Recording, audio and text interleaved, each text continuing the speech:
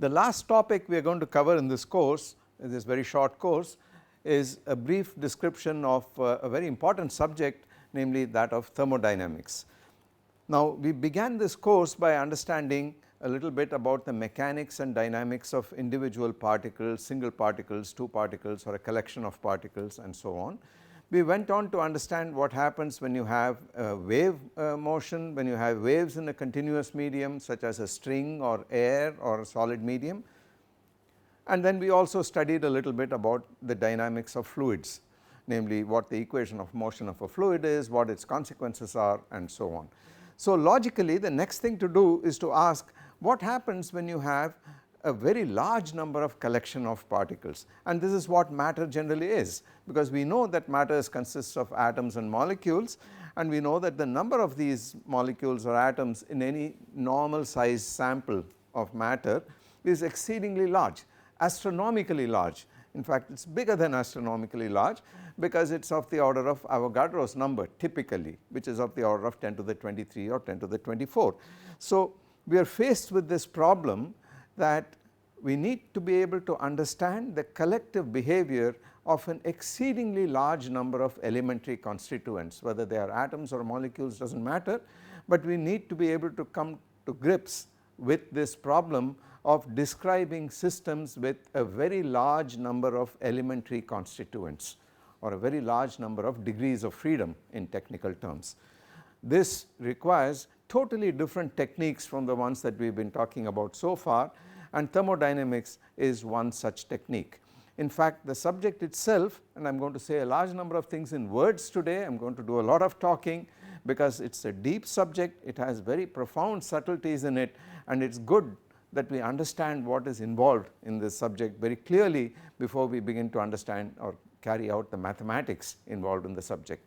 I want to make a special point of this today, because the general impression that the beginning student gets from courses, elementary courses on thermodynamics or statistical mechanics, is that it has to do with a lot of partial differentiation, partial derivatives, using the calculus in various ways and so on, without much physical content. Nothing could be further from the truth. This subject is an extremely physical one, it is based on physical postulates, it describes real physical systems, and is in some sense a very fundamental subject. If I may say so, there are several definitions of thermodynamics possible. The one that seems most suitable here would be to say that it is in fact the study of the transfer of energy from one system to another, if you like, or the energetics of systems, and as you know, energy is one of the most fundamental physical quantities with which we are preoccupied most of the time.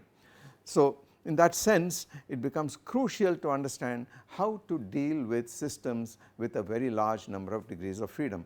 Most of what I am going to say today will be qualitative, will be statements that I make, and I will try to the extent possible to write them down on the board, even at the expense of being very slow as I go along in terms of coverage of material, because I think the issues involved are so deep and so subtle that it is good to spend time and understand them clearly right from the beginning. Throughout, I am also going to be pointing out that thermodynamics itself is not a fundamental subject in that sense. It is derived from a deeper subject called equilibrium statistical mechanics, which is outside the purview of this course, but which is needed in order to understand the laws of thermodynamics. And let me say it right out in the beginning, the laws of thermodynamics, a very small set of laws, tell you a huge amount of information about systems, large systems, but the laws themselves are not really fundamental laws. These laws are derivable from a more from deeper considerations, from what is called the fundamental postulate of equilibrium statistical mechanics. We probably will not get to that in this course except in passing mention, but it is good to remember that thermodynamics is a derived subject in a very, very specific and precise manner, which I will explain. So, our first problem is to ask what happens if you took a container of some specified volume V and you put n particles in it, where this n is very large, so much greater than 1, say of the order of 10 to the 24 or something like that, and you have these particles moving about in this container if it is a container of gas, interacting with each other, and we would like to know what physical information we can get from this system, how to understand the physics of this system of particles which are interacting with each other. You can see immediately, based on our experience in mechanics, we wrote down the equations of motion for one particle or two particles in the central force problem. Even that was formidable and quite difficult to solve, and I pointed out that when you have 3 or more particles, you really do not have enough constants of the motion to solve, quote unquote, the problem analytically in closed form. So when you have 10 to the 24 particles, it is completely hopeless to do this, but still in principle we could ask, what is it that we need in order to understand the physics or the dynamics of this set of particles? What you would need is, of course, the coordinates of all these particles, where I labels the particles 1 to n, if you like. You would need to know their momenta, pi. You would need to know the forces on all these particles due to every pair. So you would need to know what is the force, net force on the particle I, F sub I, and what is its angular momentum, and what is its energy, and so on and so forth.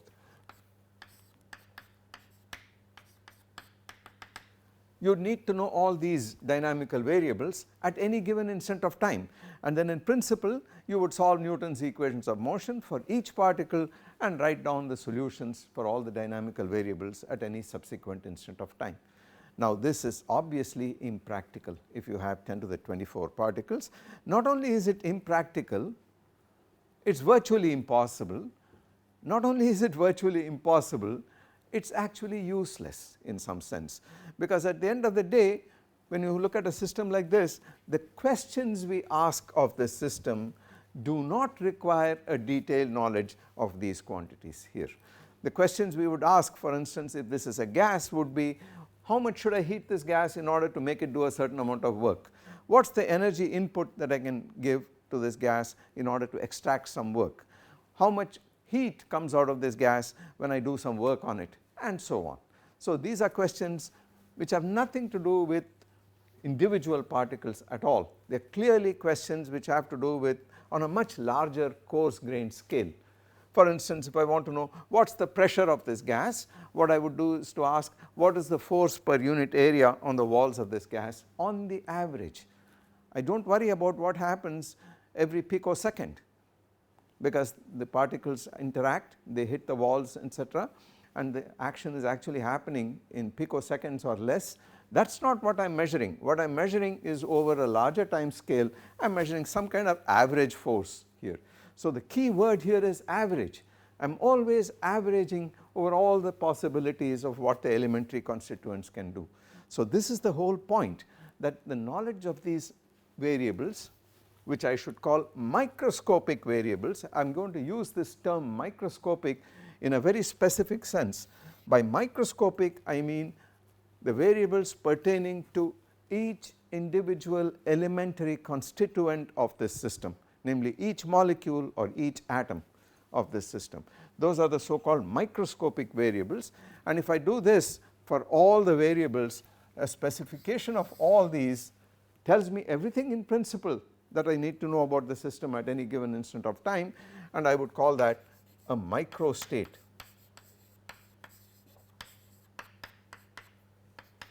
Of the system. A microstate involves knowing this for the full set of particles. So dot dot dot for I equal to 1, 2 all the way up to n. So a microstate involves a great deal of information. It involves knowing completely the state of each elementary constituent of the system at any given instant of time, and obviously for a system like this the number of microstates is enormous. For instance, even if each particle, instead of a particle, imagine replacing it with a coin or something like that. A coin has only 2 states, there is a head and there is a tail. So if you have n coins, the number of possible head and tail combinations that you can form from the set of n coins is 2 to the power n. It is already exponentially large in the number of particles n, and that is what happens in a real system. The number of possible microstates is truly astronomically large. It is exponentially large in the number n here. that is important to remember here. So, even listing all these states can be quite a formidable task in general, but in principle we can think of doing so, and we know that there are large numbers of microstates of the system. On the other hand, I already said that the kind of questions we ask of such a system would be average questions. There would be questions about what is the average total energy of the system. So, let us write down some of these variables. Average total energy.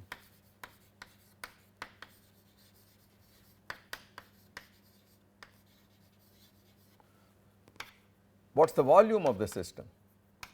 What is the number of particles in the system, the total number of particles here.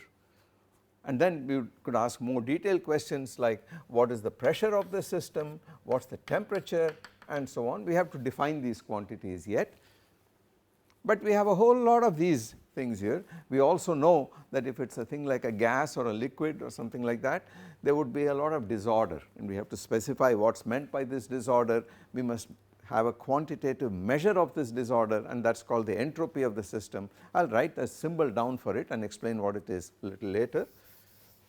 So, there is this symbol, and so on. So, we have a whole collection of these variables which are in principle related to these microscopic variables, but in practice would be some kind of averages over various possibilities for these microscopic variables here. And what would one call these? I would call them macroscopic variables, and a specification of these would be specifying a macro state of the system.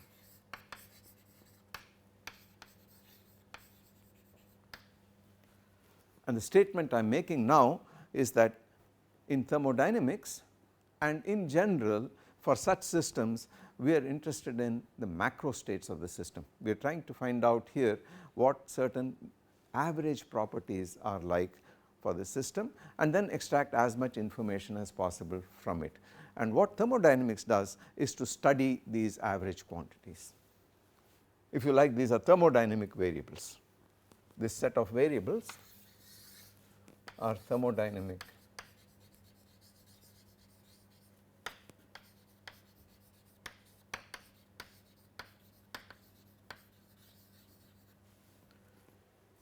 There are several other thermodynamic variables, we will talk about a few of them, but you should appreciate right away the distinction between these microscopic variables pertaining, there is nothing to do with a microscope, the word is used only in the sense that these are the variables corresponding to the very small constituents, individual constituents of our system, and these variables are the microstates are specified by specifying all these microscopic variables, whereas the thermodynamic state of the system is specified by specifying the macroscopic variables, the thermodynamic variables.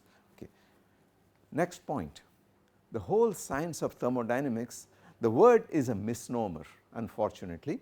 It should have been called thermostatics, because there is no time dependence in thermodynamics, not at this level in any case. Thermodynamics deals with systems in thermodynamic equilibrium, and let me, so important a definition that we need to write it down.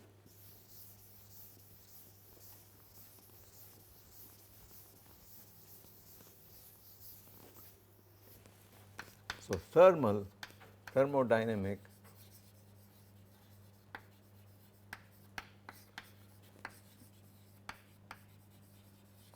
called thermal equilibrium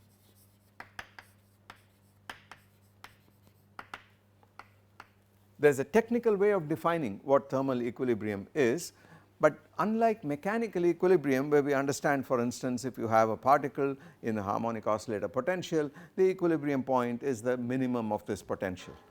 Similarly, we can talk about a thermodynamic equilibrium.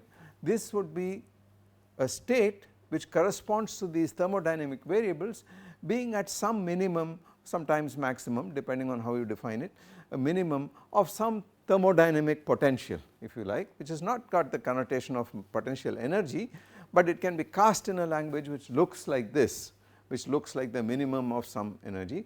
But the better way to define thermal equilibrium is to say that it is a state in which of a system, a macroscopic system, in which these averages, these thermodynamic variables have values which are time independent.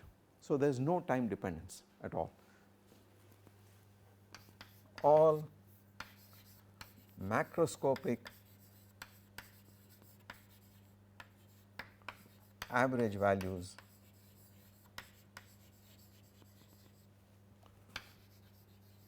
are time independent.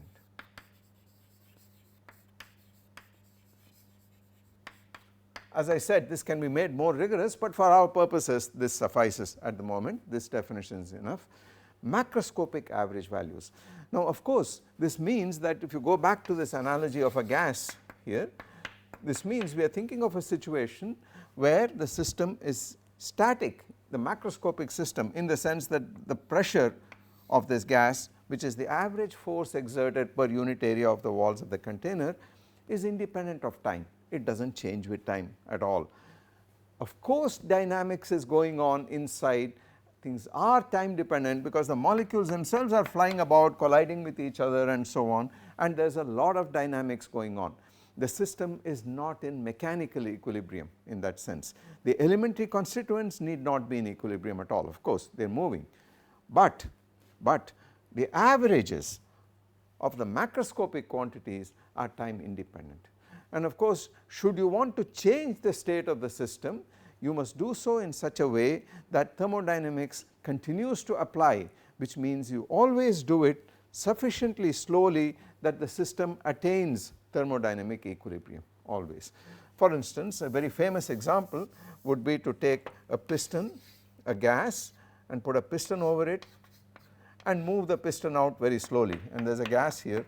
So, what you are causing is an expansion of this gas here, but it is done so slowly that at any instant of time compared to the time scales on which the molecules move, the system is essentially static, that the average quantities are time independent, and this is called quasi static thermal equilibrium if you like.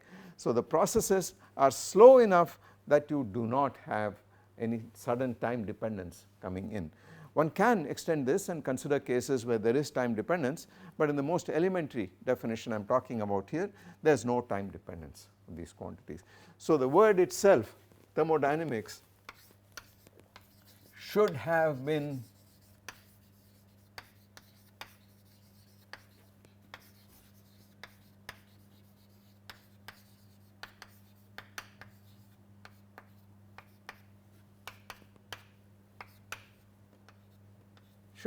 something like thermostatics, but we are stuck with this term here, so we will leave it as it stands. Okay. So, now we made some statements so far that we are going to look at cases where you have a large number of elementary constituents. We will not worry about the detailed dynamics of what happens to these constituents, but we will look at average quantities which are averaged over all possible various possible configurations of the elementary constituents themselves, okay, and that should give us some information.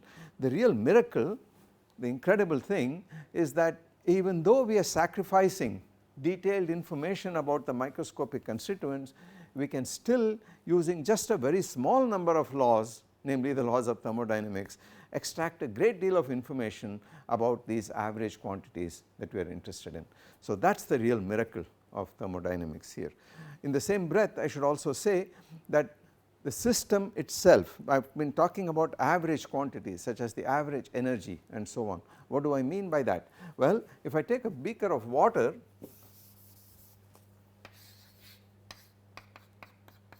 and put it here on this table in contact with the rest of the atmosphere, then as you know, if the water is very hot, it is hotter than the atmosphere, it loses heat to the atmosphere gains a certain amount of heat, and the whole thing equilibrates at some common temperature. This water is then in thermal equilibrium with the rest of the system, which I would call a heat bath or a reservoir, the atmosphere around it. Now, the molecules of this object are moving around, but the fact that it is at a fixed temperature is a reflection of the fact that the average kinetic energy of each molecule is fixed. it remains unchanged in time at some value which is determined by the temperature. In fact, the temperature is a measure of this average kinetic energy. But what is interesting is that all the time there are molecules flying out of it and getting back into it. There are things going into the vapor above the liquid and molecules getting back into the fluid here. There is a lot of agitation, thermal agitation here. So the actual total energy of the molecules of this fluid is not fixed, it is fluctuating. It fluctuates extremely rapidly with time. So that is the whole point, that an object like this does not have, if it is in contact with the atmosphere, does not have a fixed energy. A system at a constant temperature does not have a fixed energy. On the other hand, it has a very definite average energy, and the symbol E that I have used here is for the average energy, average over all the fluctuations which arise due to the random thermal motion of the molecules here and of the atmosphere. Now this realization of what is meant by thermal noise took a long time to occur. It is at the root of what we mean by heat itself. So let me write that down. Heat itself, the energy of random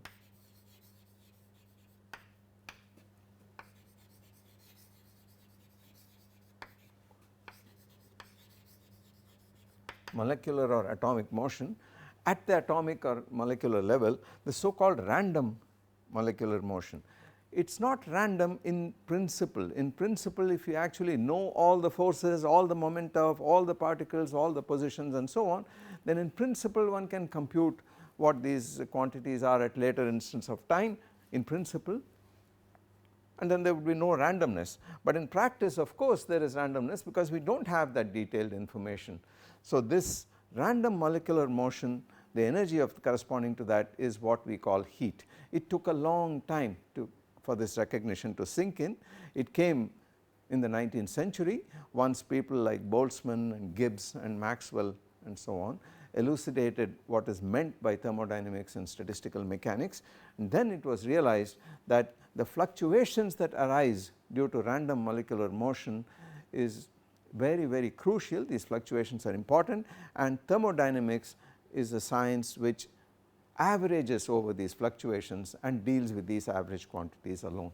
So in that sense, thermodynamics is the science of averages of macroscopic quantities. It is not that the fluctuations are unimportant, they are important, but there is no way of calculating them in general inside the purview, in the purview of thermodynamics itself.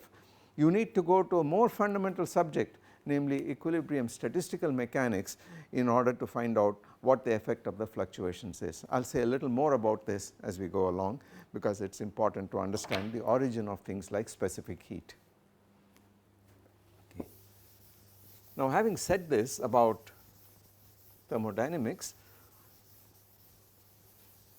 let us immediately ask, what sort of variables are we dealing with now? What are thermodynamic variables really? We have listed a few there, but is there a better way of writing these variables? Well, since we are going to deal with large systems, it is clear that all these variables can be quite large in numerical value. Avogadro's number itself is much larger compared to unity, and it turns out that you have two kinds of thermodynamic variables.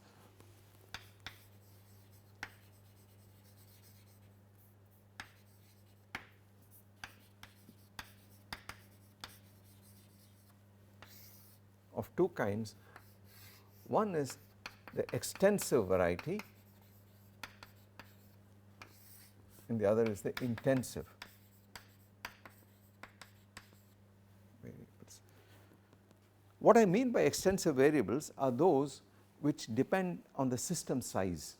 In other words, if the system size or the number of particles n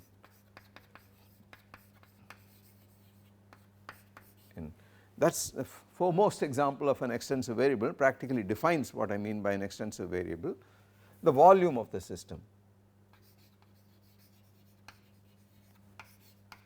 These are extensive variables, they increase with the size of the system in some loose manner.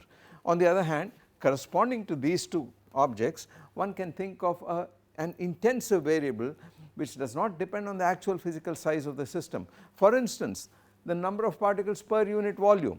So, number density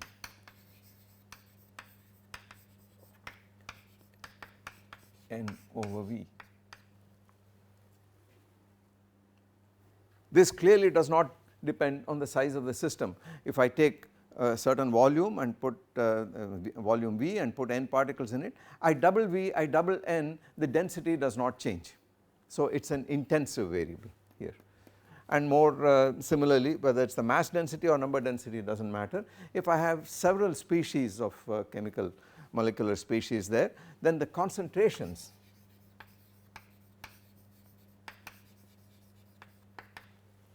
of various species is certainly an intensive variable here. The temperature is an intensive variable.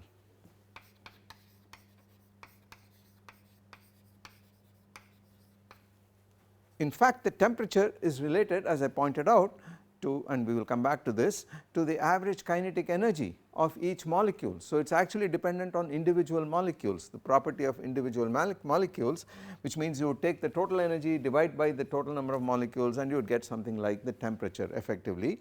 So, this again is an intensive quantity here. The pressure is an intensive quantity.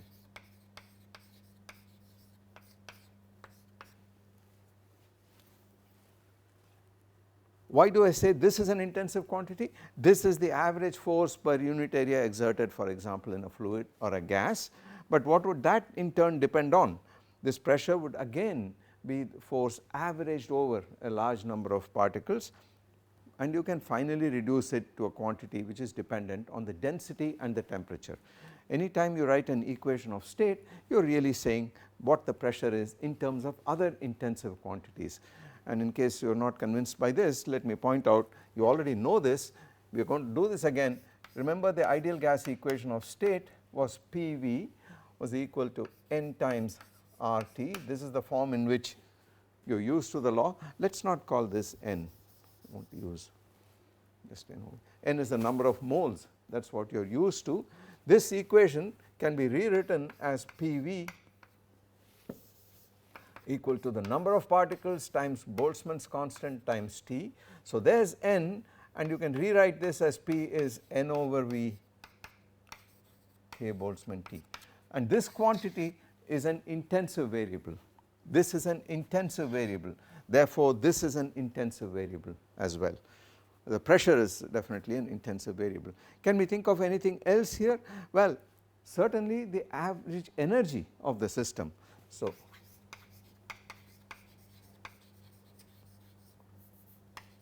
I will use the symbol E, although it will turn out that very often for a specific kind of energy you use U here for the internal energy. I will talk about what this U is a little while later. Similarly, a measure of the disorder of the system, the so called entropy of the system,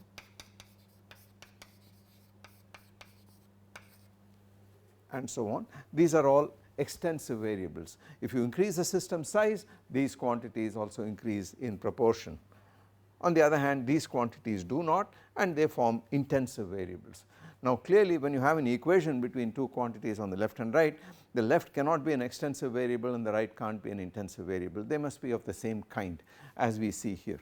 Sometimes you may want to write things in terms of extensive and intensive quantities, but then the fact is that buried in here in NR is this number here, and therefore that is an extensive quantity, this is an extensive quantity, and this way of writing it tells you it is a relation between two intensive quantities.